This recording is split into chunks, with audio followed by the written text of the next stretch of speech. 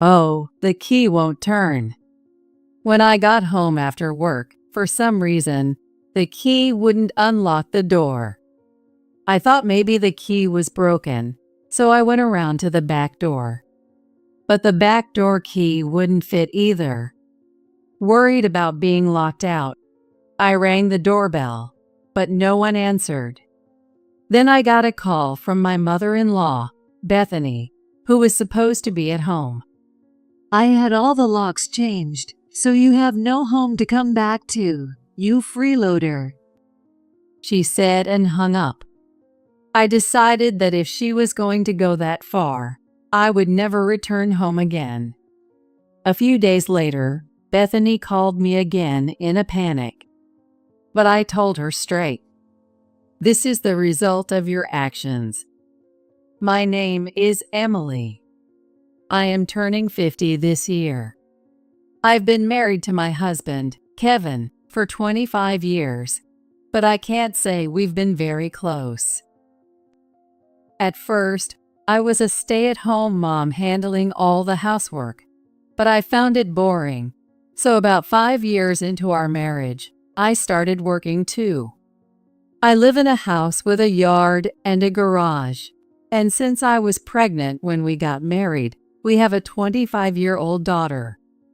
Also, my mother-in-law, Bethany, lives with us. Bethany is very difficult and constantly complains about everything I do.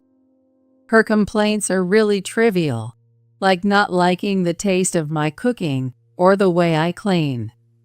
4 years into our marriage, Bethany divorced her husband and moved in with us. A few months after she moved in, Bethany started to harass me in addition to her constant nagging.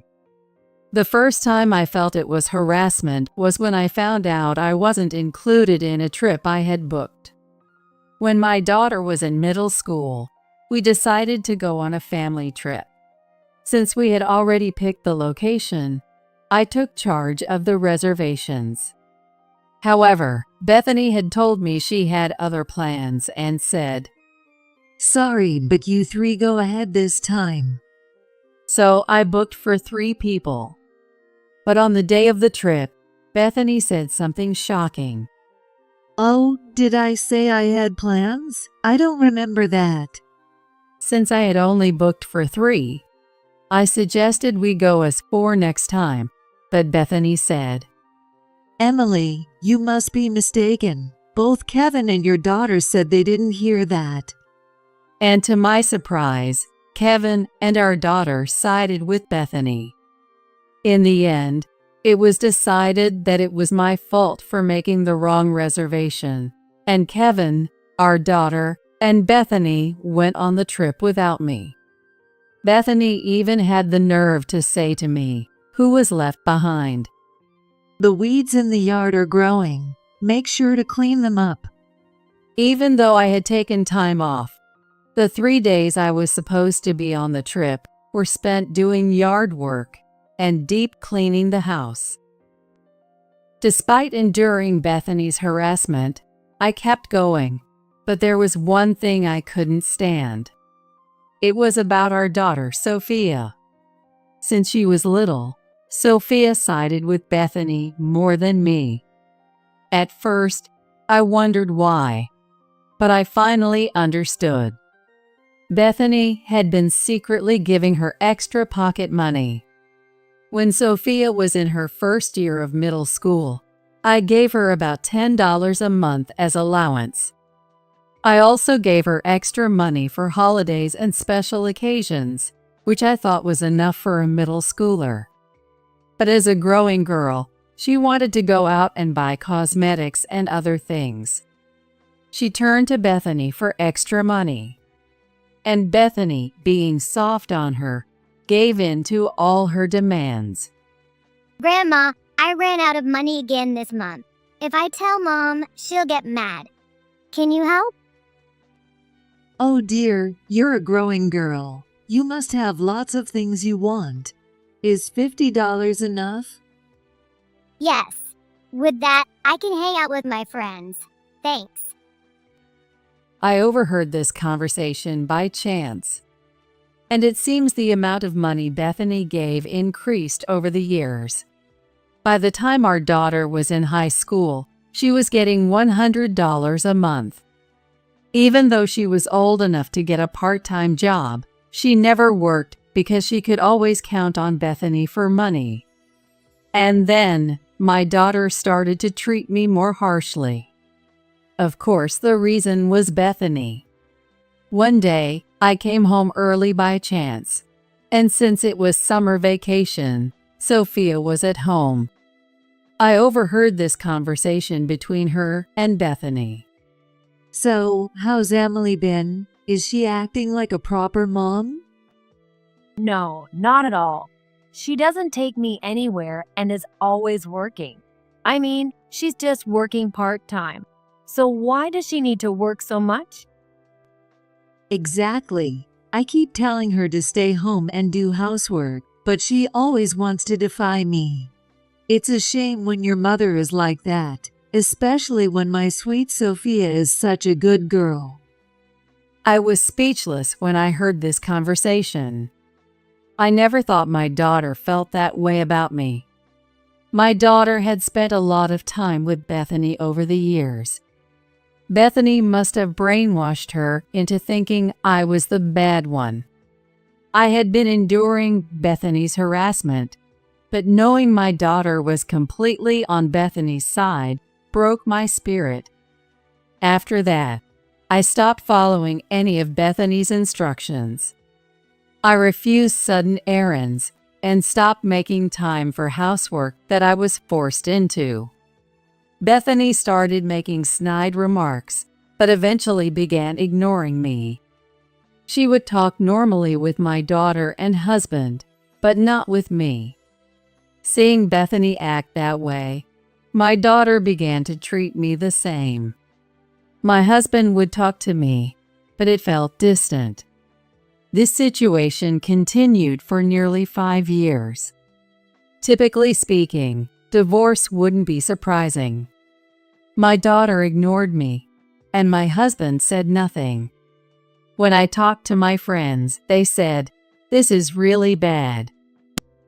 I knew I had to change this situation, but then something unbelievable happened. One day, after work, I tried to unlock the front door as usual. Oh, the key won't turn. For some reason, the key wouldn't go all the way in. Confused, I tried the back door, but the key wouldn't fit there either. Needing to get inside to continue working, I rang the doorbell, but no one answered. Bethany and Sophia should have been home. After a while, I got a call on my cell from the home phone. It was Bethany. I'm busy, so stop ringing the doorbell. When I asked her to let me in, she said something shocking. She had replaced all the locks. "Why did you do that? Please open the door. I can't get in," she responded. No, you don't live here anymore. You don't talk to anyone, and you're just like air, so it doesn't matter, right? My son and granddaughter will be home soon, so could you disappear before they get here? You're an eyesore. We're happy without you. She hung up before I could reply. Feeling hopeless, I decided to go back to my parents' house. Fortunately, I had everything I needed for work in my bag, and I had my valuables with me. All I had at home were clothes and accessories, so not being able to get in wasn't a huge problem. However, I did need to find a place to stay for the night. I considered a business hotel, but my parents' house was within walking distance of my office. Their house is about a 30-minute drive from mine, so I headed there by car. I hadn't visited much lately due to my busy schedule, so my parents were both surprised when I said I was coming over suddenly. But they seemed happy to hear I was coming. Welcome home. It's been a while. How have you been? Really? How long has it been? You always say you're busy with work and never come home. It's good to see you. Despite my unexpected arrival, my parents were very kind and welcoming. They must have known something was wrong, but didn't push me, and instead were gentle and talked to me. My mom made my favorite hamburgers, and my dad bought my favorite red wine. Touched by their kindness and a bit tipsy from the wine, I started crying during dinner. Hey, what's wrong? Don't cry. We knew something happened, but you don't have to talk about it if you don't want to. You always try to handle everything on your own. Sometimes it's easier to let it out if you're struggling. Moved by their kind words, I ended up telling them everything that had happened. I also asked for their advice on what to do next. They listened silently, but as the story went on, their expressions grew darker. My dad clenched his fists so hard they turned red from anger. When I finished, they said, This is ridiculous. How could they treat our only daughter like this? Kevin's just as bad. Not doing anything while his wife suffers. What a heartless man. You've endured so much. You don't have to put up with it anymore. If you keep holding it in, you'll reach your limit. Anyone can see you're almost at your breaking point. If it's too much, you can come back here. Isn't your office nearby? You can get your stuff from the house later. For now, stay here. So, I ended up moving back to my parents' house. Around 10 p.m., my husband called, probably realizing I wasn't home. I thought ignoring the call wouldn't help, so I answered. You're not home. What's going on? You always come back right after work.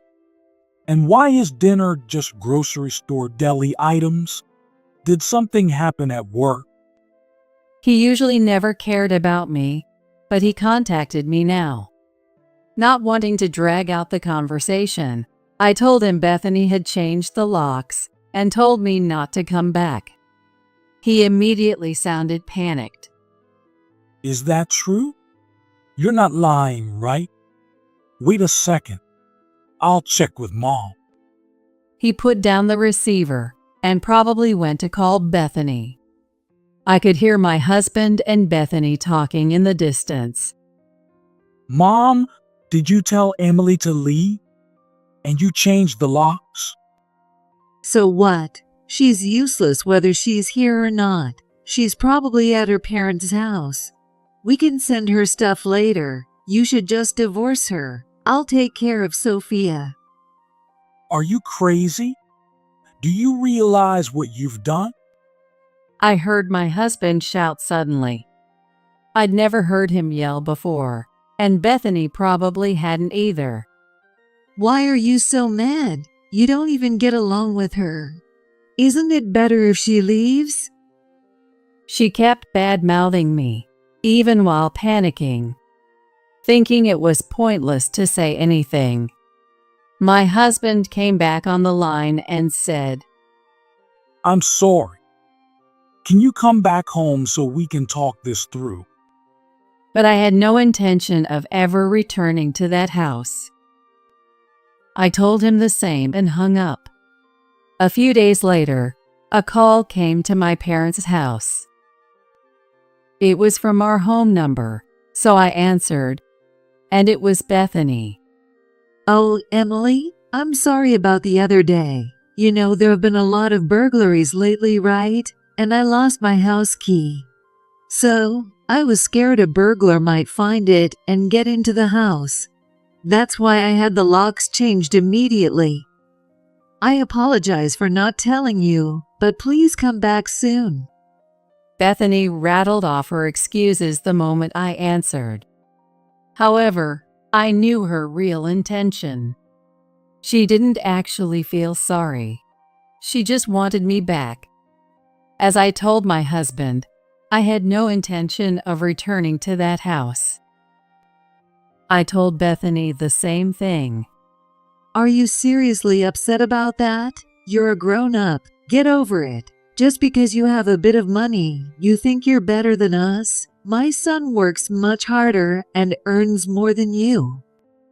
The reason Bethany said that was because I had been the main breadwinner. Kevin had switched jobs, but his new company wasn't doing well. No bonuses and a low base salary. He was lured by the promise of commissions, but things hadn't been going well for years. He once said to me, It will work out someday. Until then, please support us. a few years into my job, I was financially stable and could support the family. As Kevin asked, I had been supporting the family all this time. I endured Bethany's insults, my daughter's cold shoulder, and my husband's indifference. But I didn't owe money to someone who told me to leave. Kevin must have told Bethany that I earned more. Otherwise, Bethany wouldn't have called. Her pride kept her from sincerely apologizing. To anyone else, I would have said, "It's fine. Just be careful next time." But not to Bethany.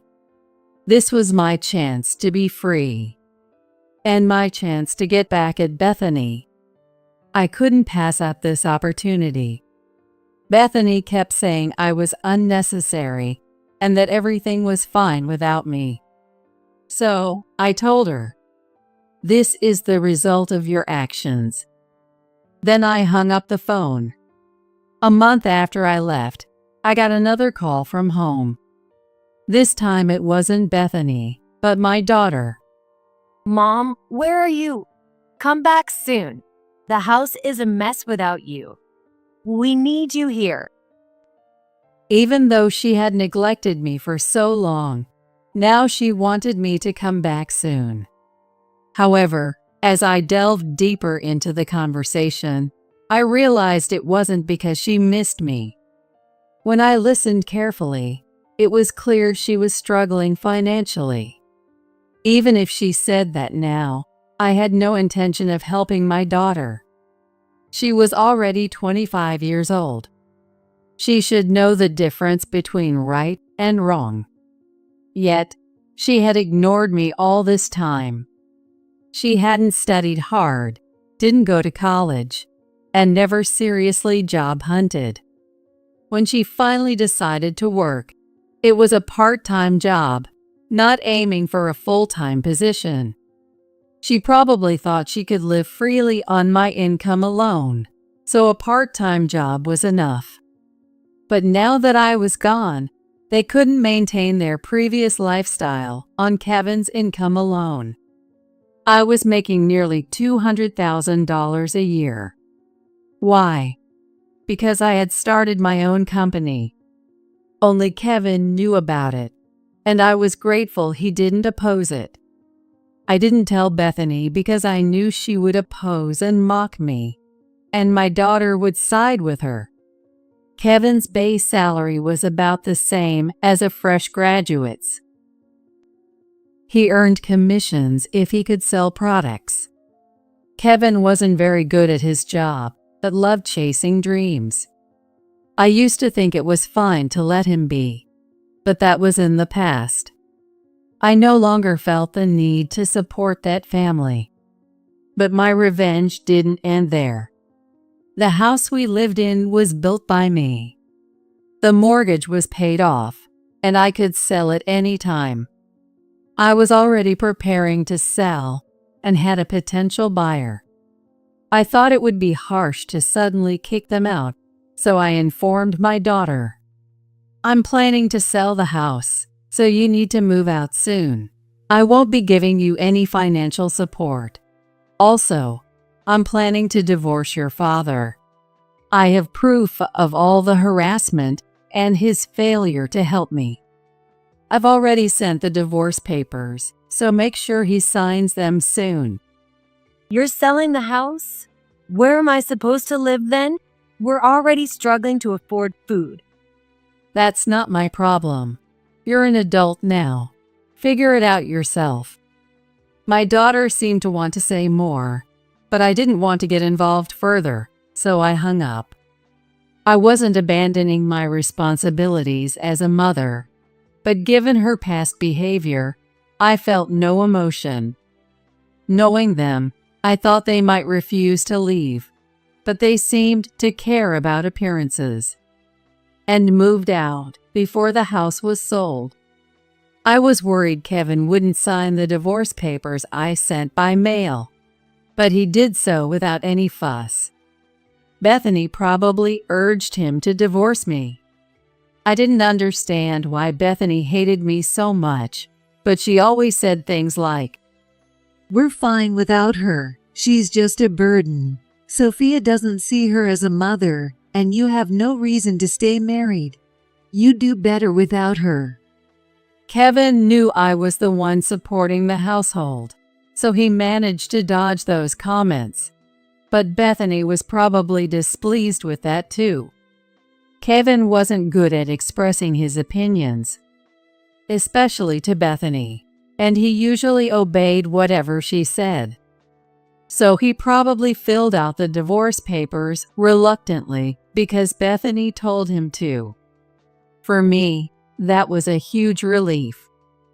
If he hadn't signed the papers, it could have gone to family court. To avoid that, I gave him half the money from selling the house. But I'm sure he hasn't told Bethany or our daughter because it would disappear immediately. The three of them have moved to Bethany's family home, which is far away and currently owned by other relatives. Bethany's relatives are known for their strong personalities and the belief that the head of the household is the most important. The three of them living there are likely feeling quite uncomfortable. I met these relatives once at a funeral, and they seemed stern and unapproachable. Although they aren't really like that once you get to know them, they come across as strict with people who are unreliable. Bethany's actions had spread among the relatives, and they had this to say. "You all are so ungrateful, repaying kindness with betrayal. Emily probably wants nothing to do with you anymore, so we won't ask you to do anything for her. Just try to become decent human beings." I thought it would have been better if this had happened sooner, but they probably wouldn't have listened to me anyway. By the way, I was the one who reported the lock-changing incident to Bethany's relatives. At the funeral, I exchanged contact information with them and sent them a recording of my conversation with Bethany. They were furious and scolded Bethany. "We always knew she was selfish, but we never thought she'd become a mother-in-law who bullies her daughter-in-law. And what about Kevin? How could he not protect his wife? We always knew he was indecisive, but this is unforgivable." The relatives were the ones who updated me on their situation. The three of them are now living with Bethany's relatives and are helping around the house. The relatives are farmers, and my daughter helps out all day. Bethany, considering her age, doesn't work in the fields, but does cooking and cleaning. Kevin found a job nearby, but sometimes works until midnight. When he comes home, everyone is asleep, and if he makes too much noise, he gets scolded. So he eats dinner with only a small light on and leaves for work before anyone else wakes up. All three of them are exhausted. As for me, I'm still living with my parents. The only significant change is that my company has grown. In return for living at my parents' house, I decided to build a new home for them. They said it wasn't necessary, but their current home has become inconvenient for their age. So, I'm planning to build a barrier-free house for them. At first, they were hesitant, but after seeing the plans, they became enthusiastic. This kitchen looks easy to use. We can put the fridge here and the microwave there. Is it really okay to have such a big house? You're even making me a study. I'm very grateful. Of course. I'm grateful to be born into this family. I haven't done much for you, so let me do this. My parents teared up when I said this. Now in my 50s, I don't have any plans to remarry. If I'm to have a new family, I want to cherish the people around me now. Throughout this ordeal, my friends have also given me courage and support. Though it might take time, I plan to repay their kindness as well.